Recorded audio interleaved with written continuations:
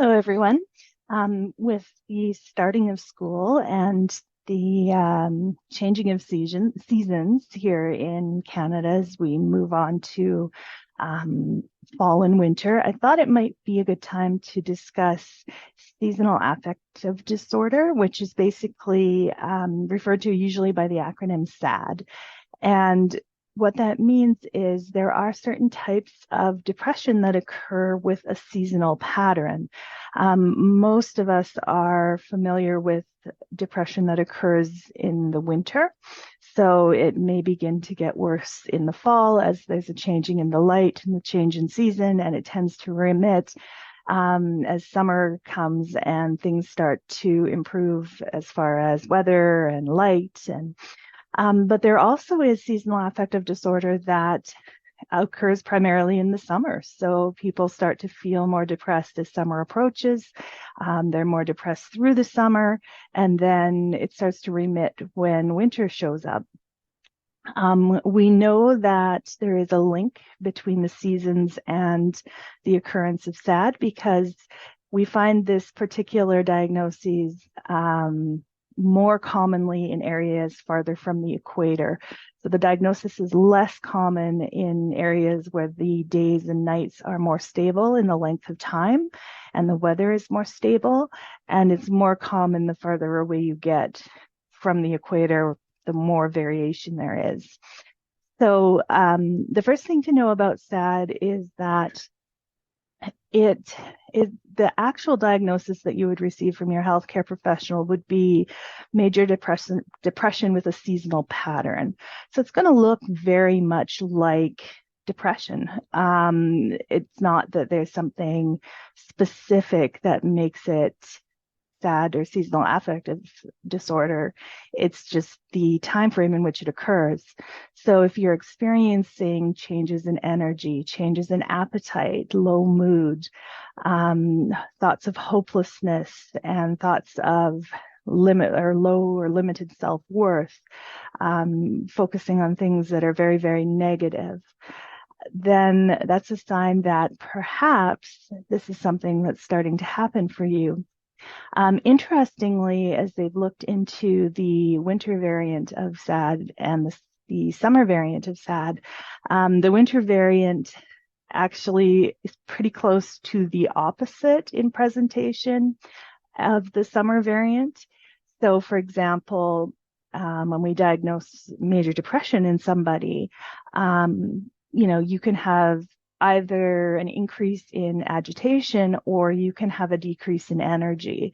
Either one of those are associated with major depression. But if we're going to split that into summer SAD and winter SAD, then in the winter, there is a drop in energy. People become less motivated and we're more likely to see a lot of sleeping.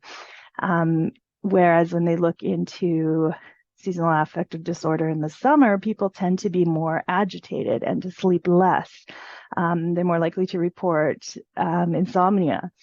They're more likely to report eating less, whereas in the winter, people who experience SAD tend to actually eat more and gain weight. In summer, people with SAD tend to lose weight. And major depression in general can have symptoms at both ends of that spectrum, but it seems to really split those symptoms up when it's a seasonal related depression, depending on the time of year you're experiencing it. So one of the things that I recommend to clients when they come in to see me is, if you're experiencing bouts of depression, make sure that you keep an eye on whether there are some sort of patterns to it or not. So, for example, if you're starting to wonder about your mood in the winter and you're noticing you're always miserable, then let's keep track and just sort of see how it goes. Vice versa, if in the summer he's noticing you're always miserable, well, let's keep track. Depression in general, it's usually a good idea to just keep track of how your moods are. Just because there can be patterns to it that we wouldn't even think of picking up on.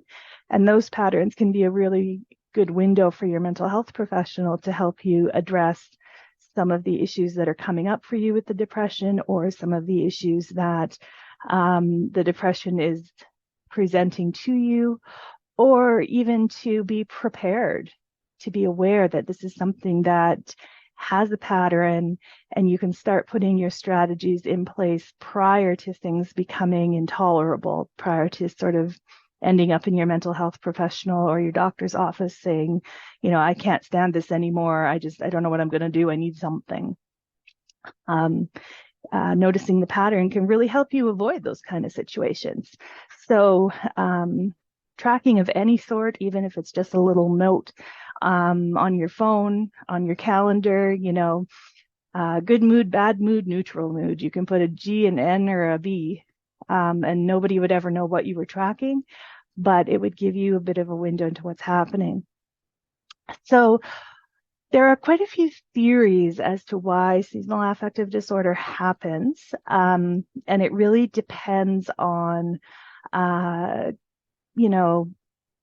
there's certain personal variations that people show in the disorder that makes mental health researchers find it a little challenging to actually pin it down to one particular cause. And you'll notice that a lot in mental health. We can say there's a lot of correlation. So it's kind of like, well, when this happens, this seems to happen for most people.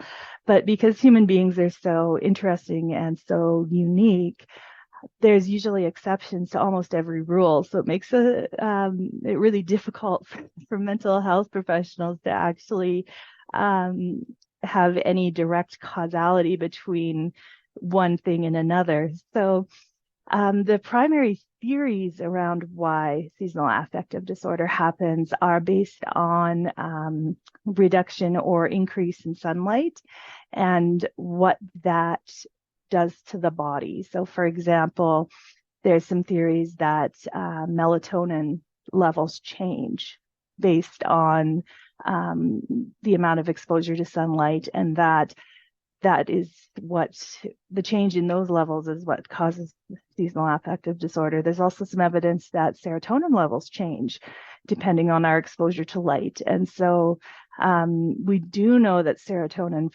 with absolute certainty is associated with depression, with mood. We know that's what that neurotransmitter actually does. So we look at, the serotonin changes. There's also some thoughts about how just an increase in light changes our circadian rhythm, our sleeping rhythm. It changes our body's rhythm. And so because our bodies like habit and they like predictability, then when daylight changes or, it gets longer or shorter, if one is ideal for our circadian rhythm and the other is not, then our mood is going to change when the light moves into a space where it's not ideal for our body's preferred rhythm. And so we start to feel the change in mood. So those are your primary theories as to why it happens. And there's several different types of treatments that you can look into. If you have the fall-winter version of the seasonal affective disorder, then the main line of treatment for that is actually light therapy. And that's something that can be explored even without contacting a medical professional. So, for example, one thing we've seen in research is that it is moderately effective, but because it's light therapy, it's not actually regulated by the FDA. So you can purchase your own without, any sort of need for a prescription or any sort of, really, unfortunately, any sort of guidance. So it's really important if you're looking into trying light therapy that you're really careful the type of light therapy device that you purchase. What light therapy is it's a very bright light that you sit in front of for a period of time, generally between 15 minutes and half an hour, depending on what the manufacturer has indicated on their device. And also at a specific distance. And again, the manufacturer will indicate that on the device. If you're looking to purchase your own, you need one that comes from a reputable company. So you're really going to need to do your research. There are recently a lot of very small, kind of cheap versions of the light. And the problem is that they don't meet the requirements we know that a light needs to have in order to be effective. So, the $80, $90 one off of Amazon is not going to be helpful for you. What they suggest you look for are lights that are as full spectrum white light as possible, but that filter out any harmful UV rays. So you want to make sure that the light you choose indicates that it's filtering for UV rays. You also want your light to be 10,000 lumens or higher. So on the box, it's going to say 10,000 LUX. It's going to look like lux. You're going to want at least 10,000. That's thought to be kind of the ideal. But anything below that is not going to be effective at all. There's less research on things above that, and it's not necessarily going to speed up treatment time or work better. So kind of the clinically accepted amount is 10,000. And then you will need a certain amount of exposure to it. So you can't just sort of have it running while you're going about your day. You need to be able to sit in front of it for, 15, 20, 30 minutes and just be there. You can read or something, but you don't want to just have it in the room because that's not what is going to do what you want. So that is one of the primary treatments that are out there. If it's something you really want to look into, I would suggest you talk to your doctor or your mental health professional. They may have some names of some brands and things that, you can make sure you get one that works. Now, the research does show that use of light therapy along with, say, psychotherapy or potentially some sort of lower dose medication increases the effectiveness of it. So, like I said, it's shown to be moderately effective. So my guess is it's usually first line because, not a lot of people want to jump right on the antidepressant train. And psychotherapy takes time. It takes time to work through thinking patterns and processes and to actually learn to do something differently. And so I think the light therapy, my guess would be, is first line for most people because it's pretty straightforward.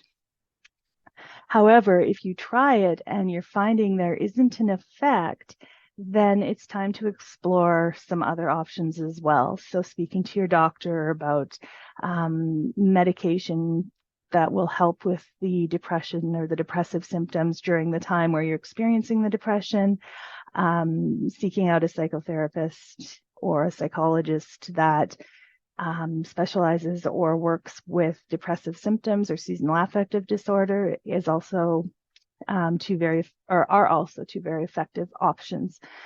Now, if you're looking at the summer variant of the seasonal affective disorder, obviously we don't go to light therapy for that one.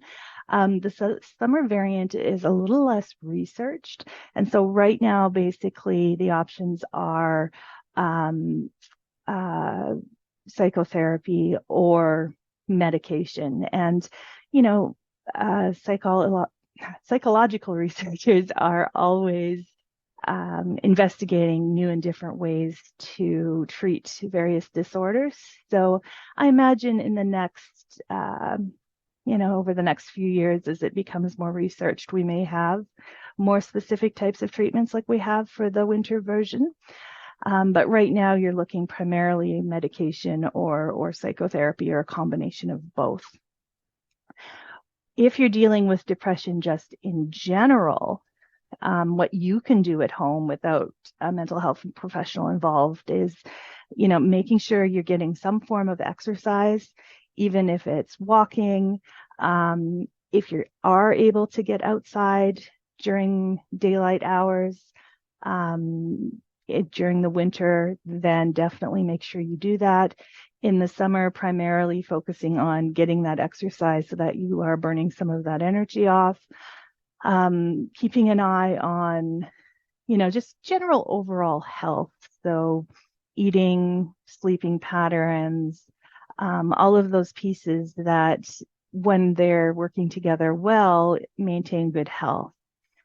Keeping a focus on that and not allowing, kind of the urges that come with the depression to make you sedentary, or in the summer make you really agitated and too discomforted to sleep. The other things that can be done are ensuring that you are having some fun.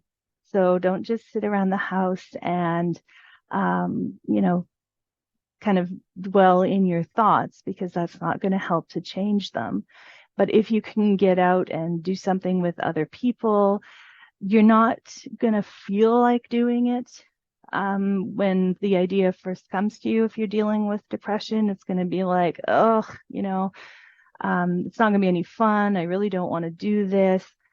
And when our feelings are telling us to do something that the logical part of our brain knows isn't the healthy decision, it's okay to override those feelings with that logical part of your brain and say, no, I'm going to go anyway. At this moment, my feelings are not going to be helpful if I follow them. And so I'm going to make myself go, and I'm going to just be there, or just participate from the sidelines, but I'm just going to get out. And eventually your emotions will catch up. You can shift your emotions by shifting your behavior. It's just that most of us, our emotions say we don't feel like doing something, so we tend not to. We don't explore the fact that, yeah, we can shift our emotions by shifting our behavior if we allow our emotions that time to catch up, and don't just say, oh, well, I tried and it felt lousy and I quit. It's going to take a little while, but it definitely can help you feel better. So if you are keeping an eye on your depression levels and you're starting to wonder if maybe there's some seasonal affective disorder of some type, definitely reach out to your doctor, to your mental health professional. They have ways that they can determine what it is that you're actually dealing with, even if it's a lower grade mood fluctuation. And, knowing what that could be related to can help you make some decisions regarding, different treatment protocols, or what you may even want to just try on your own to see if you can start feeling better. So hopefully that is informative. And I really encourage you, if you've got the winter blues or whatever it is, that it's not necessary just to sit in them. Sometimes there are more things that can be done, so you can actually enjoy more than just the summer aspects of your life. So I have a wonderful afternoon.